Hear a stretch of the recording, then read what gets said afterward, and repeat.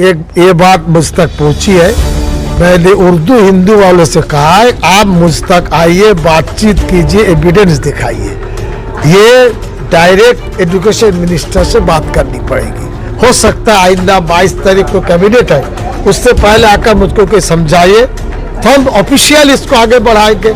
सड़क में उतरने से पहले गवर्नमेंट ने क्यों क्या, कैसे क्या, समझना पड़ेगा। क्या आपको लगता है कि उर्दू और हिंदी वालों का नहीं, देखिए जायज है? उर्दू हिंदी और बांग्ला, नेपाली, संथाली, आदिवासी, ये बंगाल का देन है, ये बंगाल के खबीर है। कौन किसी को नहीं छोड़ सकता, हुकूमत भी नहीं छोड़ सकता। हाल ही में पश्चिम बंगाल सरकार की ओर से एक सरकारी फरमान जारी किया गया है, जिसमें साफ तौर पर कहा गया है कि अब से यानी कि साल 2023 से वेस्ट बंगाल सिविल सर्विस यानी कि WBCS का एग्जाम देने वाले सभी उम्मीदवारों को अब एग्जाम के रिटन राउंड में 300 मार्क्स का एग्जाम बांग्ला या फिर नेपाली भाषा में देना होगा। जबकि इससे पहले पश्चिम बंगाल में सिविल सर्विस का एग्जाम देने वाले कैंडिडेट्स के लिए बांग्ला और नेपाली भाषा के साथ साथ उर्दू और हिंदी का भी ऑप्शन था, यानी कि कोई भी उर्दू या हिंदी मीडियम का स्टूडेंट इस 300 मार्क्स में से एटलीस्ट 90 मार्क्स लेकर क्वालिफाई कर सकता था। मगर अब से सिर्फ बांग्ला और नेपाली जुबान का ही ऑप्शन है और ऐसे में हजारों ऐसे स्टूडेंट्स हैं जो कि उर्दू और हिंदी मीडियम से ताल्लुक रखते हैं और जिन्होंने WBCS यानी सिविल सर्विस का एग्जाम देने की तैयारी की है। उनके लिए अब ये बहुत मुश्किल होने जा रहा है और इस फैसले से कहीं ना कहीं उर्दू और हिंदी भाषाओं में राज्य सरकार के खिलाफ नाराजगी दिखाई दे रही है। उनका साफ कहना था कि बेशक राज्य सरकार पश्चिम बंगाल में WBCS एग्जाम के लिए बांग्ला को कंपलसरी करे, लेकिन उससे पहले सरकार को एटलीस्ट 5 साल तक का टाइम देना चाहिए था और इसी बीच सभी सरकारी स्कूलों में बांग्ला भाषा को कंपलसरी किया जाना चाहिए ताकि उर्दू और हिंदी मीडियम के स्टूडेंट भी बांग्ला पढ़ना और लिखना जान सकें।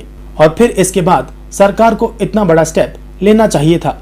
कहीं ना कहीं इस फरमान से अब उर्दू और हिंदी वर्ग के लोगों में सरकार के खिलाफ नाराजगी है और इसको लेकर जब हालात बंगाल और न्यूज टैग इंडिया की ओर से राज्य के मंत्री सिद्दीकुल्ला चौधरी से सवाल पूछा गया तो उनका साफ कहना था कि इस मामले को लेकर लोग उनसे मिले और उस पर चर्चा करें, फिर वो उसको मुख्यमंत्री ममता बनर्जी तक पहुंचाएंगे। अभी WBCS के एग्जाम में जो 300 कम कंपलसरी आपका मार्क्स था, उसमें उर्दू और हिंदी का ऑप्शन था, उसको भी उसकी जगह सिर्फ बांग्ला और नेपाली है। मैं बताऊं, बंद हो गए। ये बात मुझ तक पहुंची है।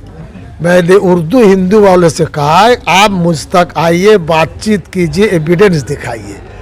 ये डायरेक्ट एजुकेशन मिनिस्टर से बात करनी पड़ेगी। हो सकता है आइंदा 22 तारीख को कैबिनेट है, उससे पहले आकर मुझको कोई समझाइए तो हम ऑफिशियल इसको आगे बढ़ाएंगे। सड़क में उतरने से पहले गवर्नमेंट ने क्यों क्या, कैसे क्या, समझना पड़ेगा। क्या आपको लगता है कि उर्दू और हिंदी वालों का नहीं, देखिए जायज है? उर्दू हिंदी और बांग्ला, नेपाली, संथाली, आदिवासी, ये बंगाल का देन है, ये बंगाल के खबीर है। कौन किसी को नहीं छोड़ सकता, हुकूमत भी नहीं छोड़ सकता।